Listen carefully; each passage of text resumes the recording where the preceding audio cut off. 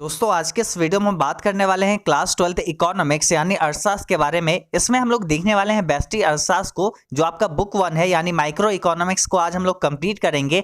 इसमें जितने 6 चैप्टर्स आते हैं आपके एनसीईआरटी बुक में, टोटल 6 चैप्टर जो है इसको हम लोग कंप्लीट करेंगे। एक एक चैप्टर में जितने भी सब्जेक्टिव क्वेश्चन आते हैं वो सभी क्वेश्चन आपको बताएंगे। देखिए ये वीडियो स्पेशली एग्जाम के पॉइंट ऑफ व्यू से इंपॉर्टेंट है। इसमें हम आपको गेस्ट क्वेश्चन बताएंगे स्टार के साथ में, मतलब जो क्वेश्चन जितना इंपॉर्टेंट होगा उसमें हम आपको उतना स्टार लगा के बताएंगे।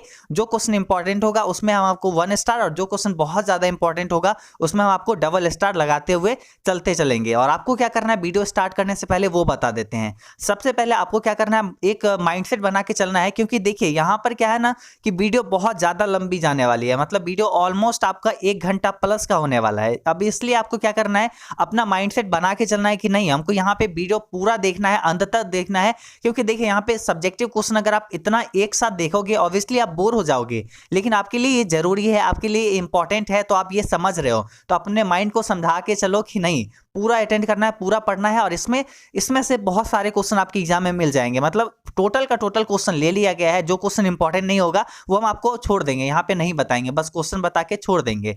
और आपको क्या करना है, एक कॉपी ले लेना है, एक कलम ले लेना है, ये लेके बैठिएगा। जो इंपॉर्टेंट हम बताएंगे उसको नोट कर लीजिएगा कॉपी में, वीडियो को रोक के नोट कर लीजिएगा। और साथ में एक पानी का बोतल ले लीजिए, ताकि आप जब बोर होगे, आपको जब नींद आने लगेगा, तो मे बी अगर ऐसा हो सकता है, जो स्टूडेंट इतना सारे एक साथ नहीं पढ़े होंगे उनको ऐसा हो सकता है, नींद आ सकता है, तो आप लोग क्या करिएगा, पानी पी के मतलब उसके बाद फिर से रीस्टार्ट कर सकते हैं। तो ऐसे करके हम यहाँ पे अब इतना सारा लेक्चर दे दिए जो कि आपके लिए जरूरी था।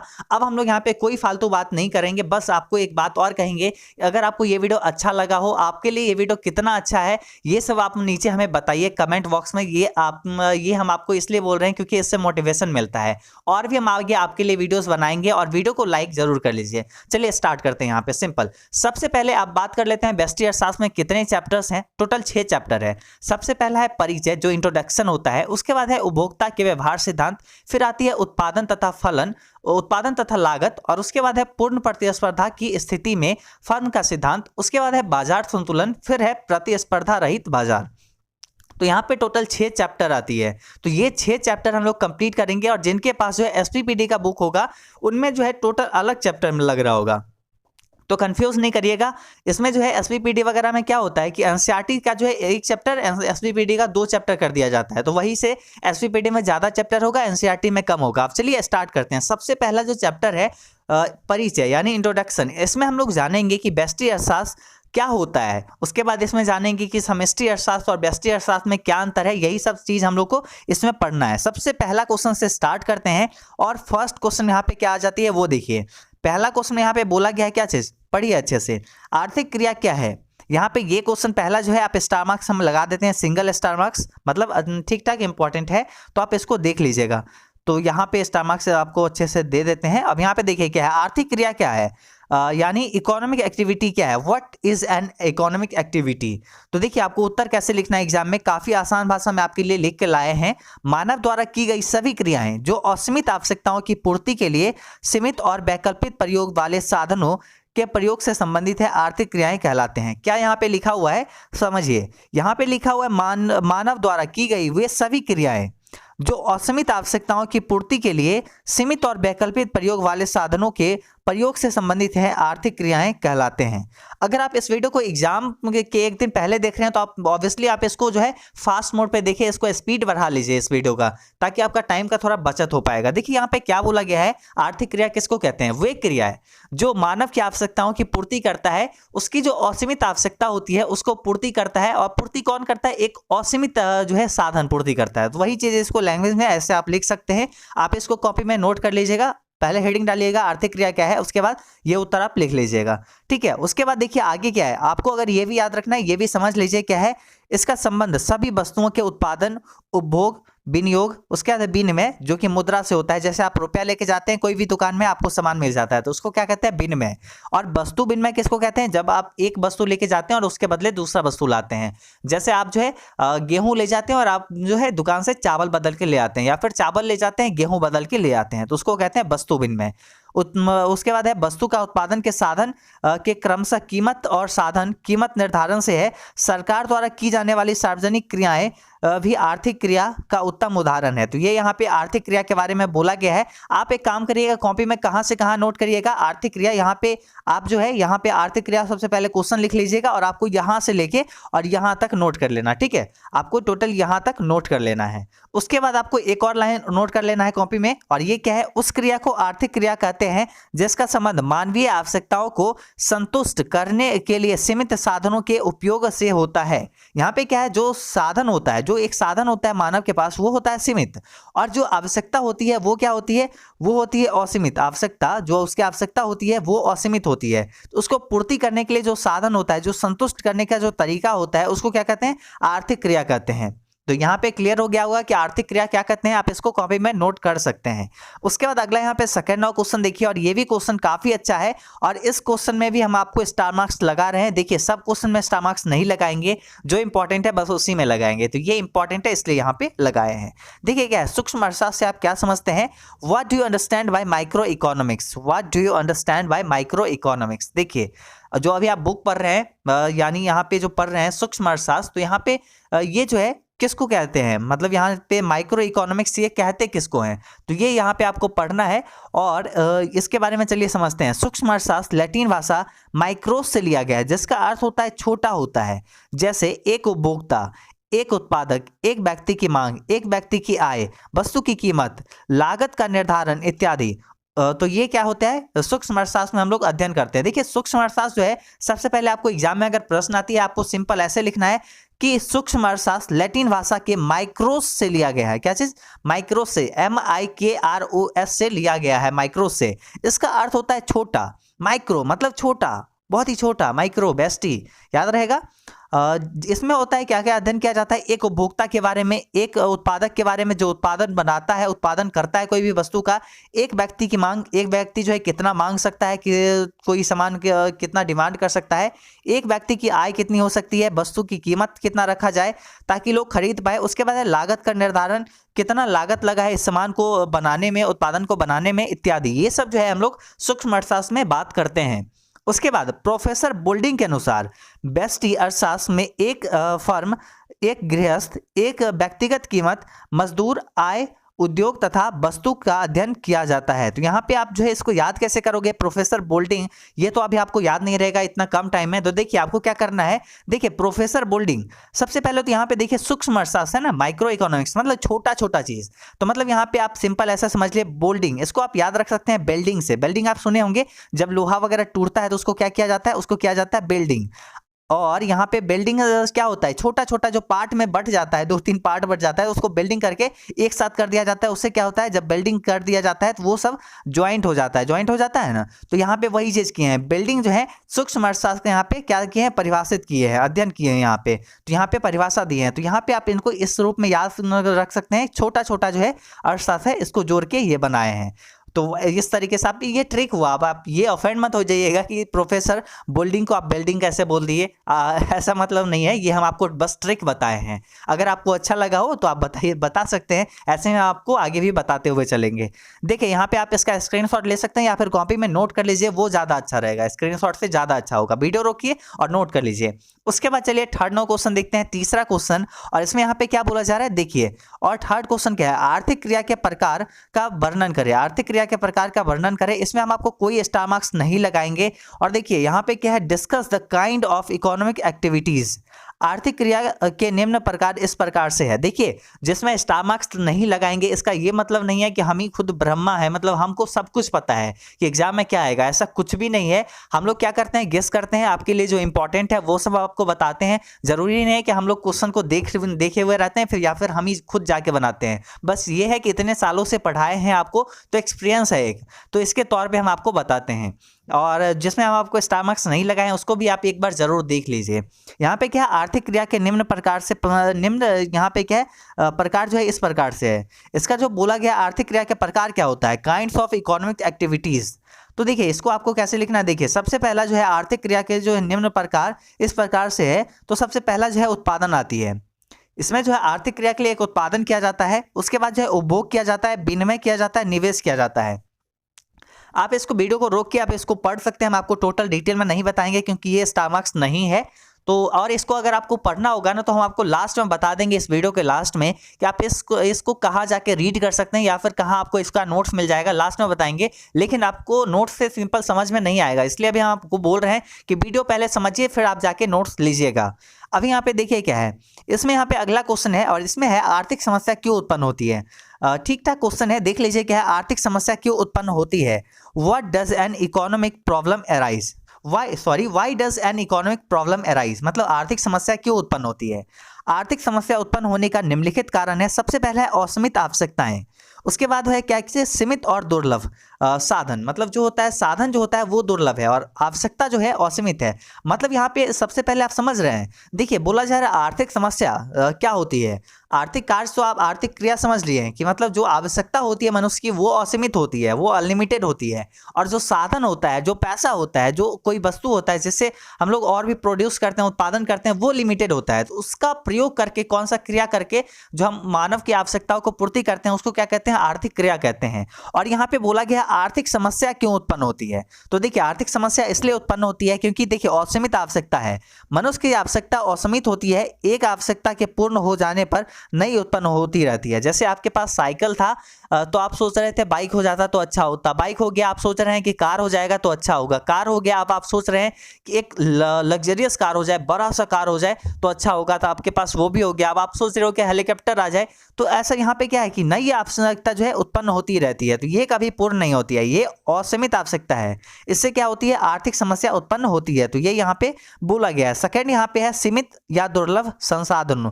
यहाँ पे जो है संसाधन जो है बहुत ही दुर्लभ होता है, मतलब बहुत सारे ऐसे साधन है जो कि संसाधन है जो कि कुछ साल बाद समाप्त हो जाएगी। हमारे लिए वो जो है दुर्लभ संसाधन है, वो जो है सीमित संसाधन है, तो उसका हम लोग को सही तरीके से उपयोग करना होगा। सीमित और दुर्लभ संसाधनों की सीमितता अथवा दुर्लभता से अभिप्राय है कि इसकी मांग इनकी पूर्ति से अधिक है। मतलब वो जो साधन है उसका मांग जो है ज़्यादा हो रहा है, डिमांड ज़्यादा है लेकिन सप्लाई बहुत कम है। अब देखिए मान लीजिए आपके पास कोयला का कोई बिजनेस है, मान लीजिए आपके पास ऑफेंड मत होइएगा, चाय का दुकान है, ठीक है। आप उसमें जो है कोयला, मतलब कोयला से जो आप वहाँ पे चूल्हा जलाते हो, मतलब उसमें जो है वहाँ पे जो बना रहता है उस पर जो है चाय बनाया जाता है, उस पर जो है आप कोयला से जलाते हो उसको, और उसी वो कोयला आपके लिए क्या है, आपको ज़रूरी है और वो आपको हमेशा चाहिए ही होगा कि आप जब भी चाय बनाओगे।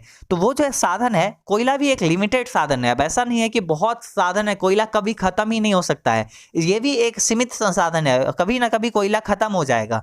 तो इसलिए यहाँ पे क्या बोला गया है कि ये जो है दुर्लभ संसाधन है और दुर्लभ संसाधन ये क्या होती है, आर्थिक समस्या उत्पन्न करती है। क्लियर, यहाँ पे ये क्वेश्चन समझ में आ गया होगा।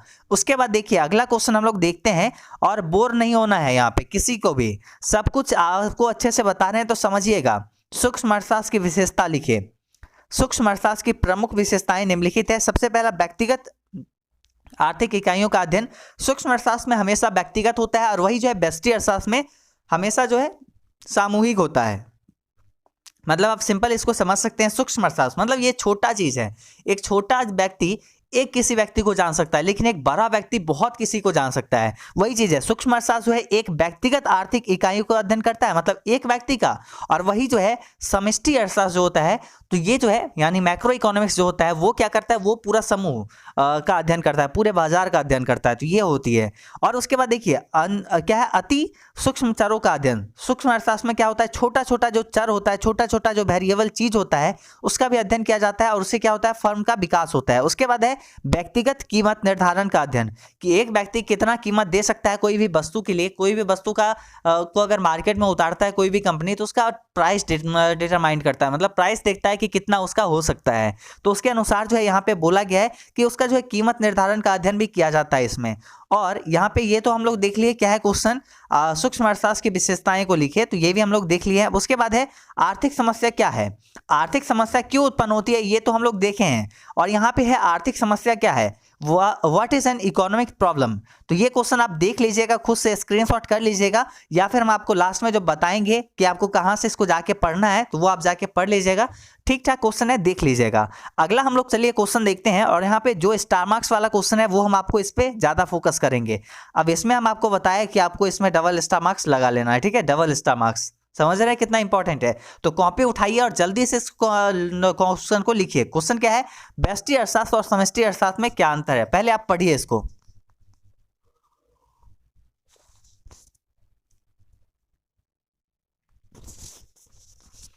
चलिए हम खुद ही पढ़ देते हैं, व्यष्टि अर्थशास्त्र और समष्टि अर्थशास्त्र में अंतर क्या क्या है। तो यहाँ पे देखिए, व्यष्टि और समष्टि अर्थशास्त्र के मुख्य अंतर जो है निम्नलिखित है। व्यष्टि अर्थशास्त्र और समष्टि अर्थशास्त्र में अंतर आपको कुछ ऐसे लिखना है, और सबसे पहले आपको एग्जाम में कैसे लिखना है, एग्जाम में एक और पॉइंट आपको लाइन लगाना है ऐसे, और इसमें जो है आपको क्या लिखना है, इसमें आपको अर्थ यहाँ पे लिख देना है, अर्थ, और उसके बाद जो है आपको यहाँ पे ये अगला में और ये अगला ब्रैकेट में, तो यहाँ पे ऐसे करके आपको लिखना है। अर्थ देखिए इसका क्या है, व्यष्टि अर्थशास्त्र से व्यक्तिगत स्तर पर आर्थिक समस्या का अध्ययन किया जाता है, जैसे एक उपभोक्ता, एक उत्पादक, एक फर्म। आपको बताए थे कि माइक्रो व्यष्टि मतलब अभी जो हम लोग पढ़ रहे हैं ये है माइक्रो इकोनॉमिक्स, मतलब छोटा। तो यहाँ पे ये इसमें क्या होता है ना कि मतलब छोटा एक व्यक्तिगत स्तर का अध्ययन किया जाता है, मतलब एक व्यक्ति का क्या स्तर है, वो कितना कीमत दे सकता है कोई भी वस्तु के लिए, तो उसका अध्ययन हम लोग इसमें करते हैं, किसमें, व्यष्टि अर्थशास्त्र में। लेकिन वही जो है समष्टि अर्थशास्त्र की अगर बात करें तो इसमें जो है कि संपूर्ण अर्थशास्त्र की आर्थिक इकाई का अध्ययन होता है, मतलब पूरे बाजार सभी व्यक्ति का अध्ययन इसमें किया जाता है, जैसे राष्ट्रीय आय, उसके बाद जो है कुल उपभोक्ता, उसके बाद है सामान्य कीमत स्तर इत्यादि, इसका जो है अध्ययन समष्टि अर्थशास्त्र में किया जाता है, माइक्रो इकोनॉमिक्स में, मैक्रो में। उसके बाद देखिए अगला यहाँ पे सेकंड जो डिफरेंस है वो क्या है, वो है यहाँ पे क्या चीज, देखिए अच्छे से हम आपको बताते हैं। इसमें बोला गया है व्यष्टि अर्थशास्त्र में व्यक्तिगत व्यक्ति और व्यक्ति के व्यवहार का अध्ययन होता है। व्यष्टि अर्थशास्त्र में व्यक्ति और व्यक्ति के व्यवहार का अध्ययन होता है। व्यष्टि अर्थशास्त्र में एक वस्तु की कीमत के निर्धारण का अध्ययन होता है। व्यष्टि अर्थशास्त्र में क्या होता है, एक वस्तु के कीमत का निर्धारण का अध्ययन होता है। लेकिन समष्टि अर्थशास्त्र में समाज और समाज के व्यवहार का अध्ययन किया जाता है। इसमें जो है व्यक्ति और व्यक्ति के व्यवहार का अध्ययन किया जाता है, और जो है वही समष्टि में जो है पूरे समाज और समाज के व्यवहार का अध्ययन किया जाता है। और इसमें जो है व्यष्टि में क्या था, एक वस्तु की कीमत का निर्धारण का अध्ययन किया जाता है, और वही जो है समष्टि अर्थशास्त्र में सामान्य कीमत स्तर का अध्ययन किया जाता है। तो ये यहाँ पे कुछ अंतर हो गई। आप वीडियो को रोके इसको कॉपी में नोट कर सकते हैं, आप इसमें और भी कुछ पॉइंट ऐड कर सकते हैं। आप अपना एनसीईआरटी बुक खोलिए और उसमें आपको मिल जाएगा, लेकिन कोई जरूरत नहीं है, आप इतना याद रख लीजिए। अभी यहाँ पे क्या है, अगला क्वेश्चन देखिए, और यहाँ पे 8वां क्वेश्चन, 8वां क्वेश्चन आती है, और इसमें है उत्पादन संभावना वक्र की विशेषता बताइए। तो इसको आप पढ़ लीजिएगा बाद में अच्छे से, हम आपको जहां पे बताएंगे पढ़ने के लिए भेजेंगे, वहां आप जाके पढ़ लीजिएगा। कोई ठीक ठाक क्वेश्चन है, आप देख लीजिएगा इसको। उसके बाद चलिए यहाँ पे हम लोग का पहला चैप्टर कंप्लीट होता है। अब हम लोग का स्टार्ट होगा क्या चीज, सेकंड नंबर चैप्टर, दूसरा चैप्टर, और इसमें इसका नाम यहाँ पे क्या है, इसका नाम है उपभोक्ता के व्यवहार का सिद्धांत। उपभोक्ता के व्यवहार का सिद्धांत, ये भी काफी अच्छा चैप्टर है, और इससे भी बहुत ही अच्छा खासा क्वेश्चन पूछा जाता है। तो आपको अच्छे से बताएंगे, जैसे आपको फर्स्ट चैप्टर में डिटेल से बताए हैं, वैसे ही यहाँ पर भी आपको सेकंड चैप्टर में भी अच्छे से बताएंगे। कोई दिक्कत नहीं होगी, बस आपको बोर नहीं होना है। एक बार पानी पी लीजिए जब भी एक चैप्टर कंप्लीट हो, तो उससे क्या होगा, फ्रेश हो जाइएगा, और एक बार फिर से माइंडसेट बनाइए कि नहीं, हमको ये चैप्टर पूरे अच्छे से कंप्लीट करना है पहले। और चलिए अभी स्टार्ट करते हैं इस चैप्टर को। पहला क्वेश्चन यहाँ पे क्या है, इसमें बोला गया है क्या चीज, उपयोगिता से आप क्या समझते हैं, क्या है उपयोगिता से आप क्या समझते हैं, यानी what is the meaning of utility. Utility क्या होता है, मीनिंग इसका क्या है यूटिलिटी का, उपयोगिता का, उपयोगिता से आप क्या समझते हैं, इसका मतलब क्या है, ये यहाँ पे पूछा गया है। सबसे पहले आप थोड़ा सा पढ़िए, फिर आपको इसके बारे में बताते हैं।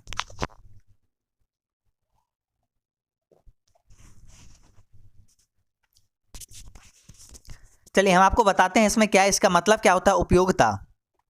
साधारण बोलचाल की भाषा में उपयोगिता का अर्थ किसी वस्तु के लाभदायकता से लगाया जाता है, किंतु अर्थशास्त्र में उपयोगिता का अर्थ जो है व्यापक रूप से लगाया जाता है, क्योंकि न केवल लाभदायक वस्तु जैसे दूध, अंडा, मिठाई आदि से ही उपयोगिता होती है, बल्कि हानिकारक वस्तु जैसे विष, शराब आदि में भी उपयोगिता होती है। देखिए यहाँ पे क्या बोला गया है, उपयोगिता जो होता है, उपयोगिता से आप क्या समझते हैं, साधारण बोलचाल की भाषा में जो उपयोगिता का मतलब होता है कि कितना आपके लिए लाभप्रद है, कोई भी वस्तु का कितना उपयोगिता है। आप साधारण तौर पे यही ना सोचते हो कि कितना आपके लिए वो जो है लाभदायक है, कितना आपके लिए वो हेल्पफुल साबित हुआ। लेकिन अगर वही अर्थशास्त्र में बात करें तो केवल जो है लाभदायक कोई आपके लिए फायदा ही किया वही चीज नहीं होता है, कितना आपके लिए कोई चीज नुकसान किया है वो भी होता है। जैसे आप दूध, अंडा खाए, आपको बहुत सारा प्रोटीन मिला, आप खुश हो गए, नहीं ये बहुत अच्छा है, ये हमारे लिए बहुत उपयोगिता वाली चीज है। और वही आप अगर विष पिए, तो विष पिए, कोई आप जहर पी गए, मतलब ऐसा करना बिल्कुल मत, और ये बहुत कायर लोग करते हैं, तो इसके लिए हम कभी भी इनकरेज नहीं करेंगे। आप लोग मतलब खुद ही समझदार हैं। अभी देखिए यहाँ पे क्या है कि बोला गया है क्या चीज़, जैसे विष होता है, शराब होता है। अगर आप मान लीजिए आप जहर पी लेते हैं, आपका दिमाग में काम हम बोल नहीं रहे हैं कि आपका दिमाग, मतलब एज्यूम करने बोल रहे हैं। और ये सब क्या है कि एक मजाक के तौर पे आप लोग को लेना है। जैसे मान लीजिए कि दिमाग काम नहीं कर रहा, आप लोग विष पी गए, कोई भी व्यक्ति है वो विष पी गया, ठीक है, जहर पी गया। अब क्या होगा, जहर अब कितना अच्छा साबित होता है, बहुत अच्छा जहर होगा तो क्या होगा, वो जो चाहता है कि वो मर जाना, वो चाहता है मर जाए, मतलब जहर पी के, तो वो अगर वो पूरा मर जाता है तो उसके लिए वो उपयोगिता क्या हुआ, उसका यूटिलिटी क्या हुआ, पूरा पूर्ण हुआ, मतलब पूर्ण उसका जो उपयोगिता था वो जो संतुष्ट हो गया, फुल संतुष्ट हो गया, मतलब फुल नींद में, मतलब चला गया स्वर्ग सूरधाम गया।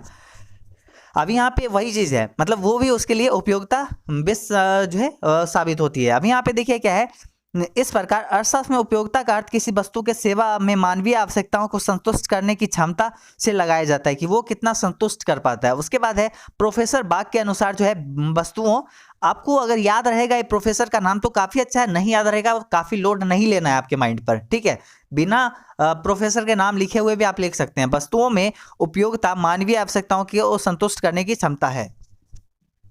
उपयोगिता किसको कहते हैं, शॉर्ट में अगर आप समझोगे, वस्तु में उपयोगिता मानवीय आवश्यकताओं को संतुष्ट करने की क्षमता, कि कोई भी वस्तु में उपयोगिता उतना ही होता है जितना एक मनुष्य संतुष्ट होता है उस प्रोडक्ट को यूज करके, चाहे वो शराब हो, चाहे वो जहर हो, चाहे वो दूध हो, चाहे वो अंडा हो, मिठाई हो, कुछ भी।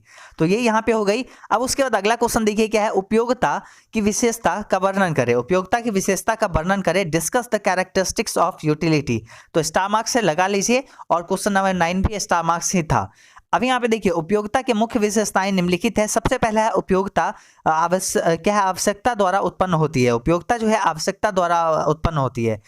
आवश्यकता किसी वस्तु का उपभोग करने के लिए हमें प्रेरित करती है। हम यदि हमें किसी खास वस्तु की आवश्यकता नहीं हो तो हमारे लिए उसकी उपयोगिता भी नहीं होगी। अब देखिए, आप अभी बहुत सारे मतलब ऐसे जगह पे हैं जब जहाँ बहुत ठंडा है, मतलब आप मान लीजिए कहीं और जगह पे हैं जहाँ पूरा बर्फबारी हो रही है, और वहाँ पे आपको कोका कोला पीने का मन करेगा, मतलब आपका दिमाग काम करेगा कि आप जाके स्प्राइट पियो, आप जाके कोई भी कोल्ड ड्रिंक आप जाके पियो, आपका माइंड ऐसा काम करेगा कि मतलब ये काम करो। वहाँ पे आपका क्या है, वो उपयोगिता आपके लिए वो जीरो है, यूटिलिटी आपका कुछ भी नहीं है। अगर हाँ वो शौक होगा वो आप कर सकते हैं, लेकिन उसमें यूटिलिटी कुछ भी नहीं है।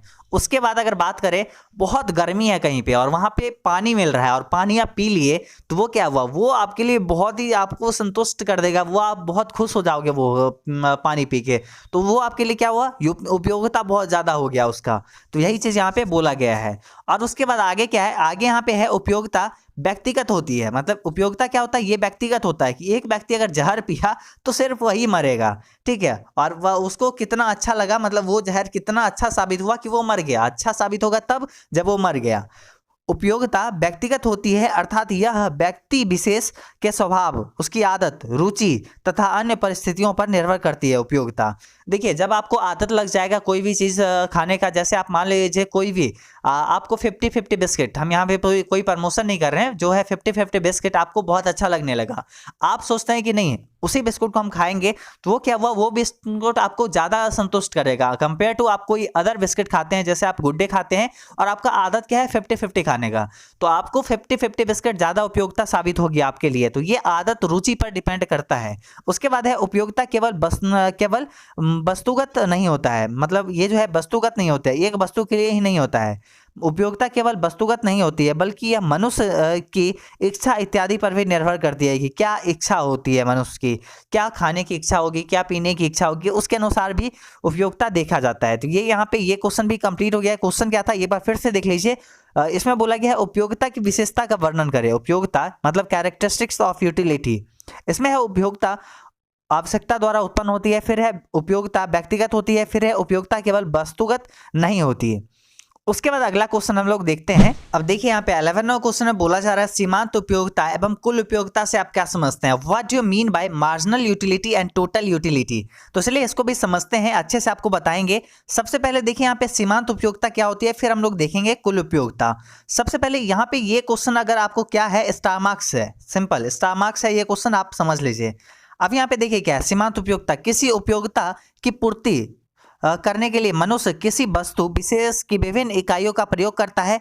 उपभोग के क्रम में किसी वस्तु की अंतिम इकाई को सीमित इकाई तथा उसमें प्राप्त उपयोगिता को सीमांत उपयोगिता कहते हैं। क्लियर, यहाँ पे सीमांत उपयोगिता का सिंपल आप परिभाषा याद रख लीजिए, कोई भी वस्तु का जो है उत्पादन मतलब वस्तु का उपयोग किया जाता है, वस्तु विशेष का कोई भी आवश्यकता की पूर्ति करने के लिए, और उपभोग के क्रम में वस्तु की अंतिम इकाई को सीमांत इकाई और उससे प्राप्त उपयोगिता को सीमांत उपयोगिता कहते हैं। मतलब वस्तु की अंतिम इकाई को सीमांत उपयोगिता और उससे प्राप्त उपयोगिता जो भी सेटिस्फैक्शन मिलता है, संतुष्ट करता है, उसको सीमांत उपयोगिता कहते हैं। क्लियर? यहाँ पे नहीं समझ में आया क्लियर अभी याद कर लीजिए, क्योंकि टाइम कम है और आपको अच्छे से यहाँ पे पूरा क्वेश्चंस को देखना है। उसके बाद देखिए प्रोफेसर बिल्डिंग, वही जो आपको बताए थे, बोल्डिंग नाम है लेकिन बिल्डिंग बोले थे, वही चीज़ है।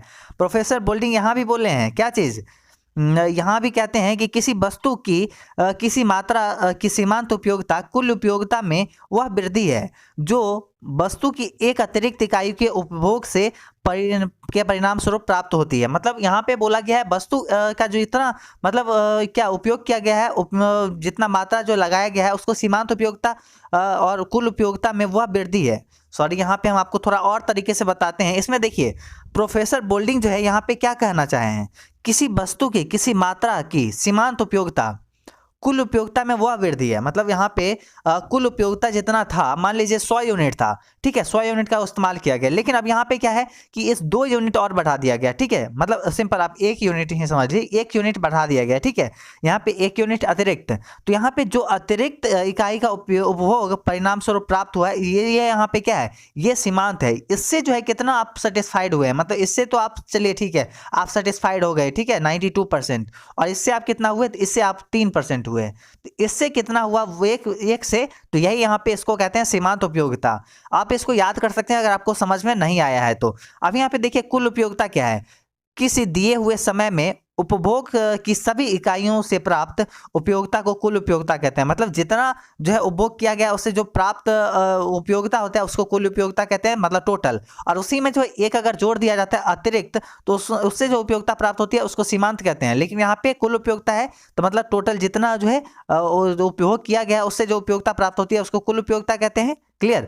और यहाँ पे मेयर्स के अनुसार यह पढ़ लीजिएगा, कोई खास इंपॉर्टेंट नहीं है, आप इसको रीड कर सकते हैं सिंपल, अगर आप रीड करना चाहे तो। अभी हम लोग को बहुत सारा क्वेश्चंस देखना है, इसलिए हम लोग कुछ कुछ टॉपिक को स्किप करते चलेंगे। लेकिन आपके लिए एक स्पेशल जो है एक बात और है कि आप जाके इसको रीड कर सकते हैं एजुकेशन बाबा ऐप पर। आपको कहाँ मिलेगा ये हम आपको सब कुछ लास्ट में बताएंगे। अब यहाँ पे देखिए 12वां क्वेश्चन इसमें है उपभोग क्या है। उपभोग क्या है, व्हाट इज कंजम्पशन। तो यहाँ पे इसको भी स्टार मार्क्स लगाइए। हम आप सोच रहे होंगे इतना स्टार मार्क्स क्यों, तो हाँ क्वेश्चन है जो अच्छा है उसमें क्यों ना लगाए। व्हाट इज कंजम्पशन, यहाँ पे देखिए उत्तर आपको कैसे लिखना है। उपभोग एक प्रमुख आर्थिक क्रिया है, मतलब कोई भी वस्तु का उपभोग करना एक बहुत ही प्रमुख आर्थिक क्रिया है। उसके बाद है उपभोग की क्रिया क्या चीज, कंजम्पशन, मतलब कोई भी वस्तु को मतलब प्राप्त करना, उसको इस्तेमाल में लाना, उससे अपना जो है उसको कोई भी आवश्यकता की पूर्ति करना, ये जो है प्रमुख आर्थिक कार्य होती है। उपभोग की क्रिया में व्यक्तियों की आवश्यकताओं की पूर्ति होती है। मतलब कोई भी वस्तु का आप इस्तेमाल करोगे तो आपको वो संतुष्ट करेगा ना, वो उससे आपकी आवश्यकता की पूर्ति होगी, तथा वस्तु एवं सेवाओं की उपयोगिता का ह्रास होता है। अतः उपयोगिता को कम करना ही उपभोग है। क्या है, उपयोगिता को कम करना ही उपभोग है। यहाँ पे देखिए क्या है, यहाँ पे आप एक चीज और इसको इस तरीके से समझ सकते हैं, जैसे आपका आवश्यकता था, पूरा गर्म दिन है और पूरा हॉट डे है, यहाँ पे सन जो है पूरा कड़क है, ठीक है, और यहाँ पे थोड़ा चलिए ठीक है बहुत गुस्से में है सन, ठीक है अजीब चेहरा बना है, हंस लीजिए आप भी। यहाँ पे देखिए क्या है, ये सन है और यहाँ पे एक व्यक्ति है, ठीक है, और ये भी थोड़ा अजीब ही है। यहाँ पे एक व्यक्ति है, इसको जो है पानी पीना था, ठीक है, ये पानी गया पीने के लिए, 3 गिलास पानी पिया, ठीक है, 3 गिलास पानी पी लिया, और इसके यहाँ पे क्या हुआ, इससे जो है इसका जो आवश्यकता था ये पूर्ति होगा। मतलब इसको प्यास लगा था पूरे गर्म दिन में, ये पानी पिया 3 गिलास, इसको प्राप्त होगा। देखिए आप पहला गिलास जब ये पिया होगा क्या इसको फील हुआ होगा, अरे भाई मतलब मजा आ गया, कुछ ऐसा बोला होगा ना। वही दूसरा गिलास, हाँ चलो ये भी ठीक है, 2 गिलास पानी पिए, थोड़ा सा आराम मिला। थर्ड पिएगा, चलो नॉर्मल है, अब चौथा पिएगा, लेकिन एक हद तक जाके ये रुक जाएगा। लेकिन वो क्या होगा, अगला गिलास इसका मतलब जो भी जितना अगला गिलास ये पिएगा उतना इसको संतुष्टि कम मिलेगा उस गिलास से, लेकिन पहला गिलास इसको क्या मिलेगा, संतुष्टि बहुत ज़्यादा मिलेगा। तो वही चीज़ यहाँ पे बताया गया है। उसके बाद क्या रहता है, इसका जो उपयोगिता है, मतलब ये वस्तु का उपयोगिता जो है अगले वस्तु का वो ह्रास होते जाता है, और वही जो है उपयोगिता को कम करना है उपभोग होता है। मतलब उपभोग क्या होता है, कंजम्पशन क्या होता है, मतलब इसका जो उपभोग क्या है, मतलब ये जो है इसका उपयोगिता कितना था, ये 3 गिलास, और ये एक गिलास पी लिया, 4 गिलास, और ये एक गिलास पी लिया, 5 गिलास, तो इसका क्या हुआ, इसका उपयोगिता कम हो गया। तो वही चीज़ यहाँ पे बोला गया, यूटिलिटी इसका कम हो गया, तो उपभोग इसी को कहते हैं। क्लियर। अब अगला क्वेश्चन यहाँ पे देखिए क्या है, इसमें है घटती हुई सीमांत उपयोगिता का नियम समझाइए।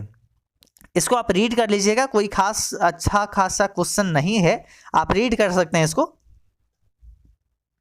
अगला क्वेश्चन यहाँ पे देखिए क्या है, क्या है, पूर्ण तृप्ति का बिंदु क्या है। मतलब यहाँ पे बोला गया what is point of perfect saturation. यहाँ पे सैचुरेशन यहाँ पे बोला गया है, परफेक्ट सैचुरेशन। तो यहाँ पे इस क्वेश्चन को भी आप देख लीजिएगा, यहाँ पे हम आपको नहीं बता रहे हैं।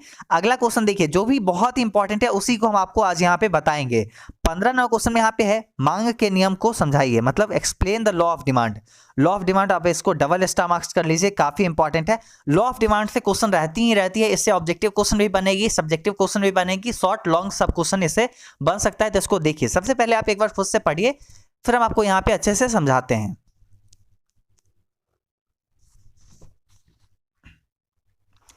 देखिए यहां पे क्या बोला गया है, इसमें है अन्य बातें समान रहने पर, मतलब सभी और जो फैक्टर है यहाँ पे स्टेबल रहेगा। मतलब यहाँ पे ये अभी आपको समझ में नहीं आएगा, यहाँ से स्टार्ट करिए। एक निश्चित कीमत पर एक उपभोक्ता किसी वस्तु की जितनी मात्रा खरीदने की इच्छा रखता है तथा खरीदने के योग्य होता है, वह उस मांगी गई मात्रा को वस्तु की मांग कहते हैं। यहाँ पे समझिए, इसको थोड़ा सा आपको डिटेल से समझना होगा। देखिए हम आपको बेसिकली यहाँ पे इसका लाइन आप याद रखना चाहते हैं तो रख सकते हैं, हम आपको बेसिकली समझा देते हैं मांग का नियम क्या होता है, लॉ ऑफ डिमांड क्या होता है। देखिए इसमें क्या होता है कि कोई एक वस्तु जो कोई व्यक्ति मांग कर रहा है, उसका डिमांड कर रहा है। डिमांड कब होता है, यहाँ पर डिमांड, लॉ ऑफ डिमांड में क्या होता है, देखिए लॉ ऑफ डिमांड में मेनली ये होता है कि जब कोई वस्तु का जो है मूल्य अगर कम किया जाता है तो उस वस्तु का जो है डिमांड बढ़ जाता है, लेकिन उसके बाद जो है यहाँ पे जब उस वस्तु का मूल्य में अगर बढ़ोतरी किया जाता है, इंक्रीज किया जाता है, तो उसका जो है कोई भी वस्तु जो है उसका जो है डिमांड घट जाएगा। मतलब जब भी प्राइस डिक्रीज होगा, प्राइस कम होगा, वस्तु का मांग ज़्यादा हो जाएगा, और जब भी मतलब प्राइस ज़्यादा होगा, वस्तु का मांग कम हो जाएगा। मतलब आप जब समझिए, आपका जो है चाय का जो है, कहीं चाय पीने जाते हैं आप, टी पीने जाते हैं, तो टी का जो है प्राइस अगर 5 रुपया था, सब लोग जाते थे, अभी 5 से जगह पे क्या कर दिया, 3 रुपया कर दिया, और चाय उतना ही स्वादिष्ट, मतलब उतना ही जितना था। तो अब क्या होगा, वहाँ पे और भी लोग आएंगे, आस पड़ोस में जो चाय पीते थे कोई और दुकान से, अब यहाँ आके पियेंगे टी, ठीक है। तो यहाँ पे 4 रुपया कर दिया, 3 रुपया कर दिया, ठीक है। और यहाँ पे मतलब हम नॉर्मल चाय की बात कर रहे हैं, मतलब कोई भी कॉफ़ी शॉप ये सब में जाके चाय पीने का बात नहीं कर रहे हैं। अब यहाँ पे देखिए उसके बाद क्या हुआ, वहाँ पे ज़्यादा डिमांड आने लगा, मतलब प्राइस जब भी कम किया, 2 रुपया ही कम किया पर कप पर, तो यहाँ पे डिमांड ज़्यादा आने लगा। उसके बाद अगर उसी में क्या किया, वो प्राइस बढ़ा दिया, 5 की जगह पे 10 कर दिया। अब क्या होगा, उसके यहाँ भी जो आता है वो भी दूसरे जगह चला गया, तो उसका क्या होगा, डिमांड कम हो जाएगा। इसी को कहते हैं मांग का नियम, मांग के नियम, लॉ ऑफ डिमांड। अब इसको आप अपने भाषा में कन्वर्ट करके लिख लेना। आप अगर इसको लैंग्वेज में लिखना चाहते हो, आप सिंपल इसका स्क्रीनशॉट ले लीजिए या फिर इसको कॉपी में नोट कर लीजिए, आपको समझ में आ जाएगा। उसके बाद चलिए अगला क्वेश्चन को हम लोग देखते हैं। नेक्स्ट क्वेश्चन यहाँ पे क्या आती है, सामान्य वस्तु का मांग वक्र बाएं से दाएं नीचे की ओर क्यों गिरती है। यहाँ पे क्या है, सामान्य वस्तु का मांग जो है, मांग वक्र जो है बाएं से दाएं नीचे की ओर क्यों गिरते हैं। यहाँ पे ये कुछ रीजन है, आप पढ़ लीजिएगा। यहाँ पे हम आपको यहाँ पे नहीं बता रहे हैं, इसको आप रीड कर लीजिएगा, या फिर आपको एजुकेशन बाबा ऐप पे जहाँ हम आपको बताएंगे वहाँ पे आप जाके रीड कर लीजिएगा। यहाँ पे 17वां क्वेश्चन है, इसमें क्या बोला गया है, इसमें बोला गया है क्या चीज, अनुपातिक तथा प्रतिशत विधि द्वारा मांग की लोच की गणना का सूत्र लिखे। यहाँ पे सूत्र आप इसको लिख सकते हैं, ईपी बराबर मांग की लोच जो होता है, प्राइस इलास्टिसिटी जो होता है, इसको यहाँ पे कैसे, इसका फॉर्मूला क्या है, मांग में क्या है, अनुपातिक परिवर्तन, उसके बाद है मूल्य में अनुपातिक परिवर्तन डिवाइड बाय। तो यहाँ पे ये जो है, ये फॉर्मूला अगर बात करें, आपको बहुत ईयर आप देखे होंगे, प्रीवियस ईयर क्वेश्चन पेपर अगर आप देखे होंगे, उसमें देखे होंगे ये क्वेश्चन पूछा गया है। तो इसको आप अच्छे से लिख लीजिए या फिर याद कर लीजिए, अभी के अभी इसको याद कर लीजिए। मतलब सबसे ऊपर में मांग के अनुपातिक परिवर्तन, यहाँ पे जो है मांग की लोच, मतलब यहाँ पे मांग की लोच का फॉर्मूला क्या होगा, सबसे पहला तो मांग, उसके बाद अनुपातिक जो परिवर्तन होगा, ठीक है। लोच मतलब क्या होता है, परिवर्तन। उसके बाद जो है मूल्य, मतलब मांग मूल्य में जो है चेंजेस हुआ तभी तो मांग में परिवर्तन होगा। तो इसमें जो है अनुपातिक परिवर्तन कितना है, मूल्य में कितना चेंज हुआ, वही जो है उससे डिमांड में कितना चेंज हुआ, मतलब चेंज इन यहाँ पे क्या है, डिमांड, और यहाँ पे चेंज इन प्राइस, तो वही चीज़ यहाँ पे बोला गया है। ये इसका फॉर्मूला हो जाती है। उसके बाद अगला यहाँ पे क्वेश्चन देखिए कि क्या है, मांग की लोच से आप क्या समझते हैं। ये भी क्वेश्चन काफ़ी अच्छा है, स्टार मार्क्स, चलिए हम आपको बताते हैं। और इस क्वेश्चन में यहाँ पे क्या बोला गया समझिए। मांग का नियम हमें केवल यह बताता है कि कीमत के बढ़ने और घटने पर मांग पर क्या प्रभाव पड़ता है, परंतु मांग की लोच हमें यह मतलब यहाँ पे है इलास्टिसिटी ऑफ डिमांड, परंतु हमें मांग की लोच हमें यह बताता है कि जानकारी देता है कि वस्तु के मूल्य में परिवर्तन के फलस्वरूप वस्तु की मांग में कितना परिवर्तन होता है। मतलब यहाँ पे देखिए मांग की लोच यहाँ पे है, वही जो है मांग का नियम जो है उसमें कहता है कि कीमत बढ़ने पर और घटने पर जो है मांग पर क्या प्रभाव पड़ता है। जब अगर डिमांड जो है कोई चीज़ का कब बढ़ता है, जब प्राइस कम होता है, और डिमांड कब घटता है, जब प्राइस इंक्रीज हो जाता है। लेकिन यहाँ पर वो था क्या चीज़, मांग के नियम में, और यहाँ पे है मांग की लोच, मतलब इलास्टिसिटी ऑफ डिमांड। मांग की लोच क्या है, तो यहाँ पे ये बताता है मांग की लोच मतलब कितना परिवर्तन हुआ है, मतलब कितना प्राइस चेंज हुआ, प्राइस कितना चेंज हुआ है, तो उससे जो है कितना जो है डिमांड चेंज हुआ है, वो चीज़ यहाँ पे बताएगा। मतलब चेंज इन प्राइस कितना है और चेंज इन डिमांड कितना है, तो ये चीज़ यहाँ पे बताता है मांग की लोच में, इलास्टिसिटी ऑफ डिमांड में। अब यहाँ पे जो है प्रोफेसर जो है इनका भी देख सकते हैं आप, वो आप देख लीजिएगा। यहाँ पे अगला क्वेश्चन हम देखते हैं, ये है गिब्बन वस्तुओं से आप क्या समझते हैं। काफ़ी अच्छा क्वेश्चन है और ये भी स्टार मार्क्स लगा लीजिए, शॉर्ट क्वेश्चन में पूछा जा सकता है। What do you mean bye Gibbon goods. जब उपभोक्ता की दो वस्तुओं में से एक वस्तु जो है घटिया वस्तु हो, इंफीरियर गुड्स हो, और दूसरा श्रेष्ठ वस्तु हो, तब गिब्बन का विरोधाभास उत्पन्न होता है। यहाँ पे कुछ अच्छे तरीके से नहीं लिखा गया। यहाँ पे देखिए हम आपको बताते हैं सही तरीके से। गिब्बन वस्तु क्या होती है, what do you mean bye Gibbon goods, मतलब आपको पहले समझा देते हैं यहीं पे। जब उपभोग की दो वस्तु में एक वस्तु घटिया हो, ठीक है, उपभोग करने के लिए दो वस्तु हो, जैसे आपके पास एक राजमा हो और उसके बाद एक ज्वार हो, तो यहाँ पे जो है ज्वार सस्ता हो जाएगा, राजमा महंगा हो जाएगा। राजमा जो है यहाँ पे अच्छा हो जाएगा, तो राजमा जो है यहाँ पे क्या होगा, यहाँ पे अच्छा हो जाएगा, और यहाँ पे ये जो है ज्वार क्या हो जाएगा, ये घटिया हो जाएगा। तथा दूसरे श्रेष्ठ वस्तु हो, तब जो है गिब्बन का विरोधाभास होने लगता है। वही जो सुपेरियर गुड्स जब भी हो, ये जब होगा तब जो है गिब्बन का जो है क्या विरोधाभास होने लगता है, इसको लोग छोड़ देता है। अब यहाँ पे समझ लीजिए, यहाँ पे आप समझ गए होंगे कि मतलब जो घटिया गुड्स है उसी को कहते हैं। घटिया वस्तुएं वे वस्तुएं होती है जिसका उपयोग उपभोक्ता द्वारा इसलिए किया जाता है क्योंकि उपभोक्ता उसकी जो है सीमित आय और श्रेष्ठ वस्तु की ऊंची कीमत के कारण कम कीमत वाली वस्तुओं का उपयोग करता है। ऐसी दशा में घटिया वस्तु की कीमत में जब कमी होती है, तब उपभोक्ता कीमत के घटने के कारण सृजन अतिरिक्त क्रय शक्ति से वस्तु का उपभोग बढ़ा देता है तथा घटिया वस्तु का उपभोग घटा देता है। यहाँ पे यही है। इस प्रकार जो है घटिया वस्तु की कीमत में कमी होने पर जो है उसकी मांग में कमी होती है। मांग के इस विरोधाभास को इंग्लैंड अर्थशास्त्री रॉबर्ट गिब्बन नाम से गिब्बन का विरोधाभास के नाम से जाना जाता है। तो यहाँ पे देखिए गिब्बन का विरोधाभास यहाँ पे जो है ये क्यों बोला गया, देखिए यहाँ पे क्या बेसिकली आपको समझा देते हैं। यहाँ पे इतना सारा लेक्चर हम लोग देख लिए हैं, लेकिन आपको नॉर्मल तरीके से अगर आपको समझना है, गिब्बन गुड्स वही होता है जो कि मतलब एक कम कीमत पर होता है। जैसे मान लीजिए कोई एक गुड्स आप खा रहे हैं, जैसे मान लीजिए आप जो है मतलब अरहर दाल है, ठीक है, अरहर दाल है, वो आप खा रहे हैं, ठीक है, 70 रुपये केजी वाला, ठीक है, 70 रुपये केजी। और मतलब वो क्या है, उसमें कंकर वगैरह है, वो आपको चुनना होता है और वो उसका स्वाद भी ठीक नहीं है, आप वो मजबूरी में खा रहे हैं, तो वो क्या हुआ, वो गिब्बन गुड्स हुआ। क्यों, और क्यों आप मजबूरी में खा रहे हैं, क्योंकि आपके पास उतना परचेजिंग पावर नहीं है, आप उतना क्रय नहीं कर पाओगे, क्योंकि आपका सैलरी कम है, आपका जो है आय कम है, तो आप वो परचेज नहीं कर पाओगे, इसलिए आप खाते हो। और अगर वही बात करें जो अच्छा गुड्स है, जो मतलब अरहर दाल जो 100 रुपया था, उसका भी कीमत हो गया कितना, 72 रुपया। तो अब जो है लोग जाके अच्छा वाला गुड्स खरीद लेगा, मतलब अच्छा वाला अरहर दाल खरीद लेगा। इससे क्या हुआ, उसका दाम में कमी आया है। तो यहाँ पे क्या करेगा, यहाँ पे जब अरहर दाल खरीदने जाएगा लोग, किस चीज़ का, अच्छा वाला जाएगा, तो यहाँ पे पुराना वाला जो खराब था उसका जो है डिमांड क्या होगा, घट जाएगा ना। तो वही चीज़ यहाँ पे बोला गया है। उसके बाद आगे यहाँ पे क्या है, इसी को क्या कहते हैं, जो अच्छा वाला नहीं था, जो खराब था, घटिया वस्तु जो था, उसको कहते हैं गिब्बन गुड्स, ठीक है, याद हो जाएगा। उसके बाद अगला क्वेश्चन यहाँ पे देखिए क्या है, मांग की कीमत लोच क्या होती है, what is price elasticity of demand. तो ये क्वेश्चन काफ़ी अच्छा है, इसको भी देख लीजिए। मांग की लोच का बाजार में कम या अधिक होना इस बात पर निर्भर करता है कि वस्तु की कीमत में निश्चित मात्रा में परिवर्तन होने पर मांग में सापेक्ष रूप से अधिक या कम अनुपात में परिवर्तन होता है। उपयुक्त परिभाषाओं से स्पष्ट होता है कि मांग की कीमत लोच किसी वस्तु की कीमत में होने वाले प्रतिशत परिवर्तन तथा उसकी वस्तु की मांग में होने वाले प्रतिशत परिवर्तन का अनुपात है। मांग की लोच मांगी गई मात्रा में अनुपातिक परिवर्तन, कीमत में अनुपातिक परिवर्तन।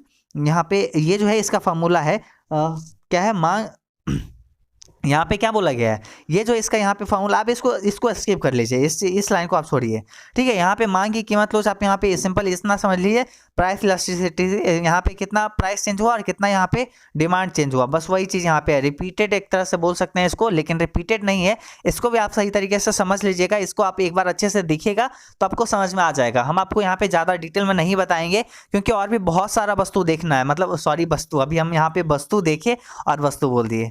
अब क्या है ना कि बहुत ज़्यादा क्वेश्चन देखना है, तो अभी हम हर बार में अगर कुछ शब्द अगर गलत बोलते होंगे, जैसे स्थापन को हम स्थापन कुछ और बोल दे, तो आप लोग ऐसा मत सोचिएगा कि मतलब सर को नहीं आ रहा है या फिर ऐसे कुछ। अभी जो है मतलब क्या होता है कि स्पीड में बोलने में कभी कभी कोई शब्द जो है बोलना कुछ और रहता है और मुंह से निकल कुछ और जाता है, तो आप समझ लीजिएगा। इसलिए यहाँ पे सब कुछ लिखा हुआ है तो कन्फ्यूज़न नहीं होगा आपको। आप पहले यहाँ पे पढ़िए स्थापन और पूरक वस्तु में अंतर क्या क्या है। पहले स्थापन वस्तु के बारे में पढ़िए, फिर आपको इसके बारे में समझाते हैं।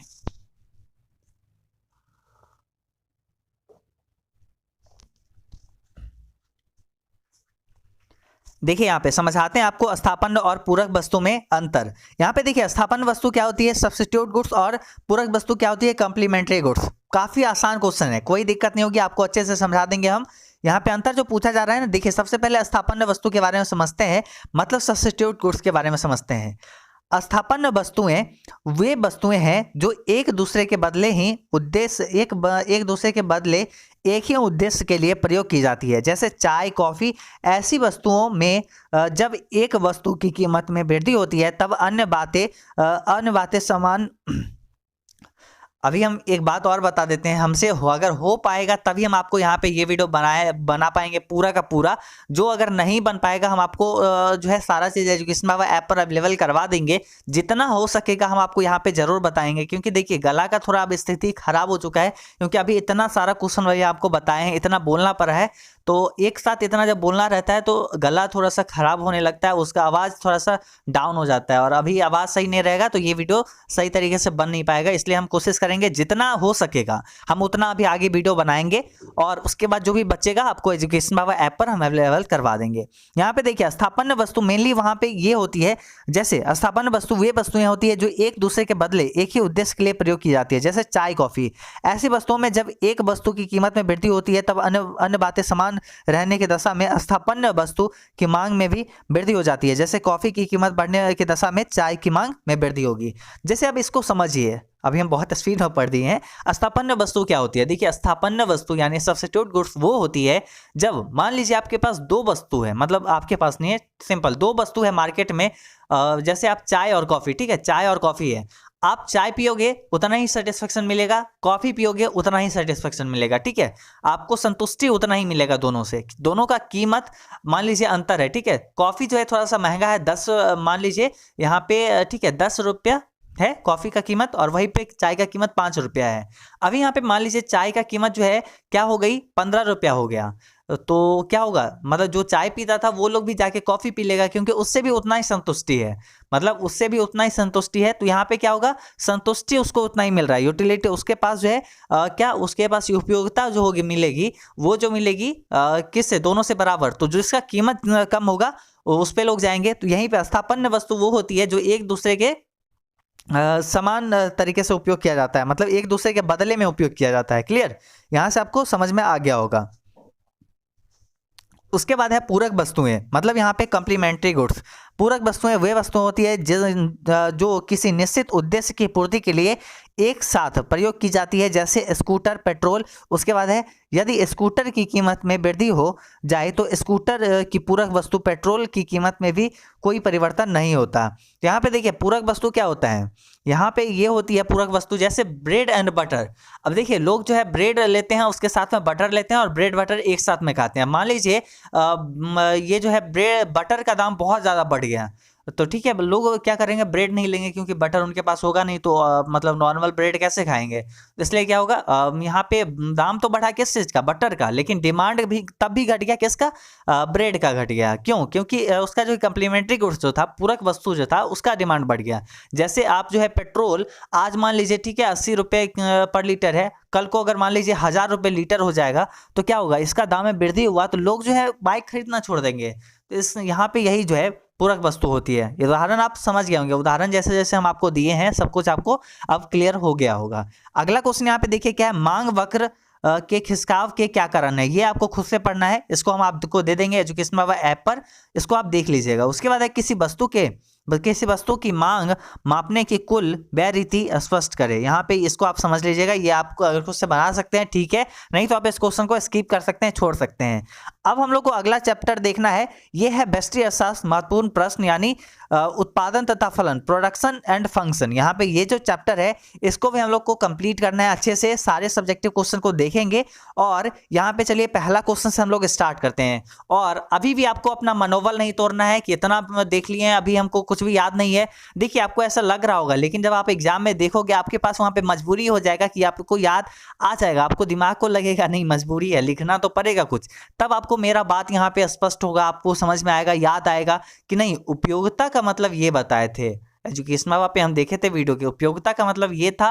और पूरक वस्तु का मतलब ये था कि एक दूसरे का पूरक होता है, मतलब bread and butter, scooter and petrol, और वही जो है सब्स्टिट्यूट गुड्स में यानी जो है स्थापन्न वस्तु में बताए थे कि मतलब इसमें चाय और कॉफ़ी।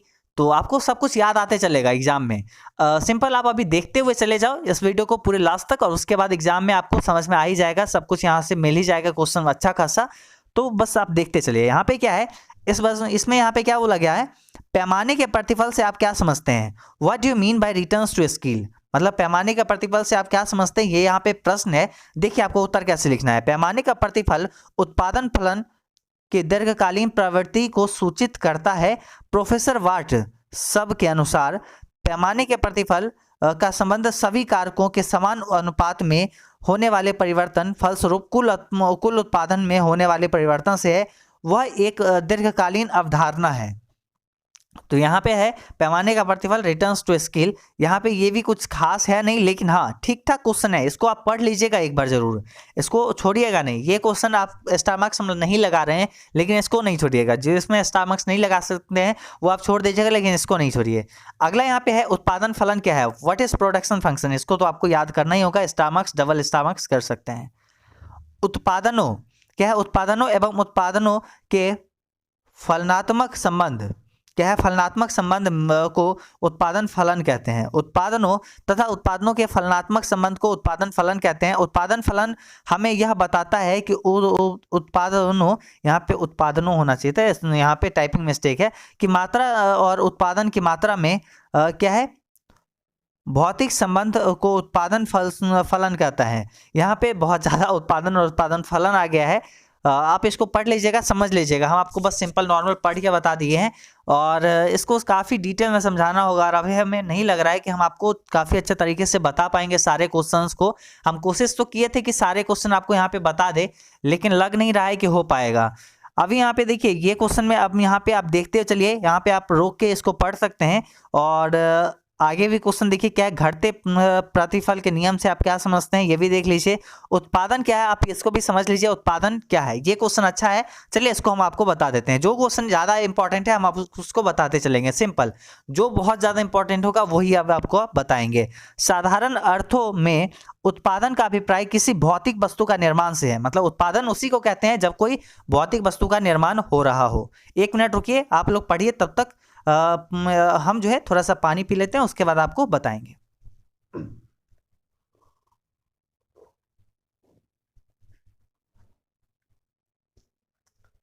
हाँ, अब समझिए यहाँ पे उत्पादन क्या होता है। साधारण अर्थों में उत्पादन का अभिप्राय किसी भौतिक वस्तु के निर्माण से है। जब कोई भौतिक वस्तु, कोई वस्तु का उत्पादन, चाहे वो कपड़ा हो, चाहे वो कोई भी सामान हो, चाहे वो बुक हो, चाहे वो किताब हो, किसी चीज का उत्पादन कर रहा है भौतिक वस्तु, उसको क्या उत्पादन कहते हैं।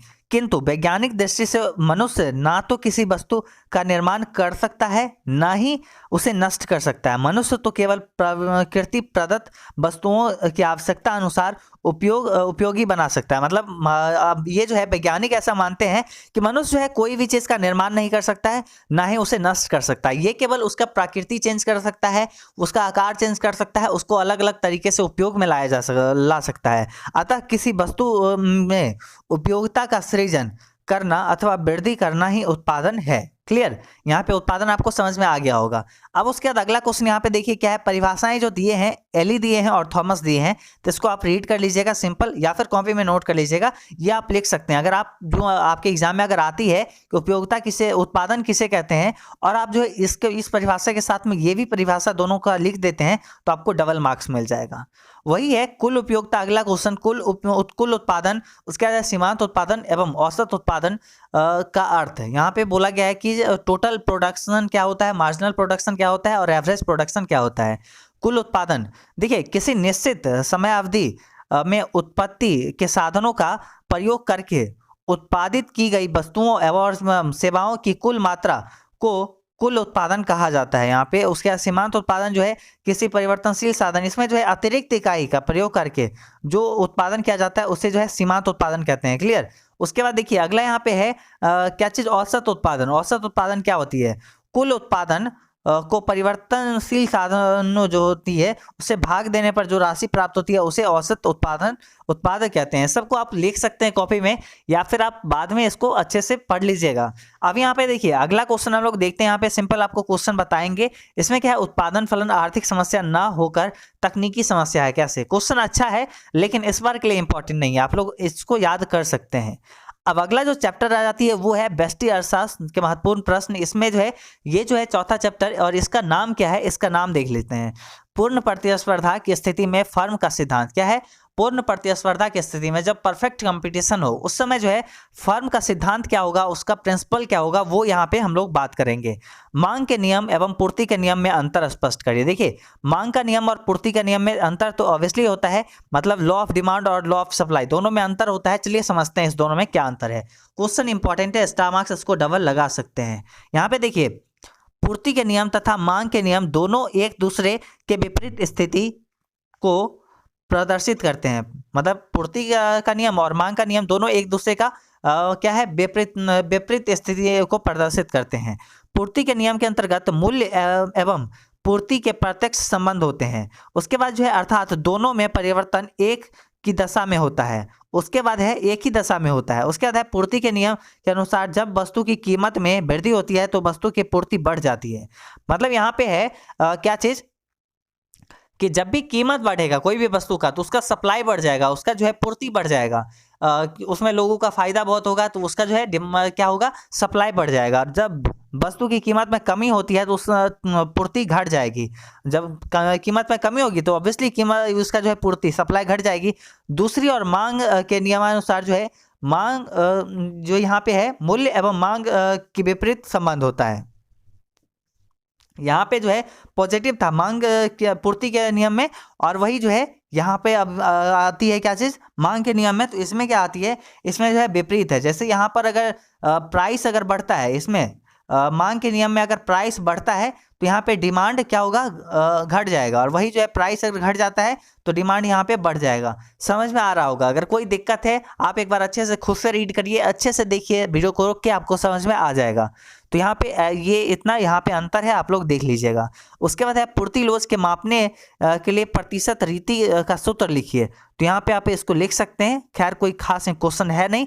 पूर्ति लोच को प्रभावित करने वाले तत्व क्या है, तो ये आप स्टार मार्क्स लगा लीजिए, इसको आप पढ़ लीजिएगा अच्छे से। पूर्ति लोच को प्रभावित करने वाले तत्व इस प्रकार है। वस्तु की प्रकृति क्या होती है, उत्पादन लागत, उसके बाद जो है सामान्य तत्व, समय तत्व, उसके बाद जो है क्या है प्राकृतिक अवरोध, उसके बाद है उत्पादन तकनीक, उसके बाद है भावी कीमतों में परिवर्तन की आशा। तो ये यहाँ पे पूर्ति की लोच, जो सप्लाई जो होती है, इलास्टिसिटी ऑफ सप्लाई, उसको यहाँ पे क्या किया गया है, जो फैक्टर है वो प्रभावित जो करता है उसके बारे में बताया गया है। तो यहाँ पे ये अच्छे से हो गया, इसको आप नोट कर लीजिए। उसके बाद है क्या है, पूर्ति वक्र क्या है। तो ये क्वेश्चन आप वीडियो को रोक के लिख सकते हैं, हम आपको अब बता देते हैं, क्योंकि देखिए अभी क्या ऐसा सीन चल रहा है कि हम आपको लगभग बता भी नहीं पाएंगे, इसलिए यहाँ पे हम कोशिश कर रहे हैं कि सब कुछ आपको बस सिंपल समझा दें। आगे यहाँ पे देखिए क्या है, हम थोड़ा सा अभी जो है इस पीडीएफ को थोड़ा सा एडिट कर देते हैं ताकि आपको समझने में ठीक रहेगा। देखिए यहाँ पे क्या है ना कि अभी तक यहाँ जो हम क्वेश्चन आपको दिए हैं ये चलिए ठीक ही है, हर एक चैप्टर का जो है अपना अपना क्वेश्चन है और ये भी आप देख ही लीजिए।